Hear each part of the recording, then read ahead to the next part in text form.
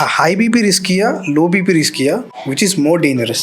So మనం అంతా high BP గురించి మాట్లాడుకుంటాం, కానీ వాస్తవంగా హై బీపీ కన్నా లో బీపీ మోర్ రిస్క్. ఎందుకంటే బీపీ లో అయితే ఒకేసారి కొలాప్స్ అయిపోతారు పేషెంట్. కొలాప్స్ అయిన టైంలో యాక్సిడెంట్లు అవ్వచ్చు, తలకి దెబ్బలు తగలవచ్చు, సో వేరే ప్రాబ్లమ్స్ ఏదైనా రావచ్చు, పక్షవాతాలు రావచ్చు. లేకపోతే అట్లా కొలాప్స్ అయిపోయిన టైంలో బాడీలో వేరియస్ అవయవాలకి బ్లడ్ సప్లై తగ్గిపోయి ఫర్ ఎగ్జాంపుల్ కిడ్నీస్ ఇట్లాంటి వాటికి బ్లడ్ సప్లై తగ్గిపోయి అవి పర్మనెంట్గా డ్యామేజ్ కూడా అవ్వచ్చు.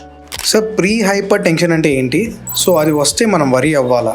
సో నేను అంతకుముందు చెప్పినట్లే బ్లడ్ ప్రెషర్ అంటే హై బ్లడ్ ప్రెషర్ అంటే హైపర్ టెన్షన్ అంటాం.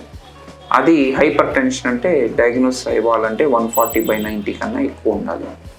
నార్మల్ ఏమో 120.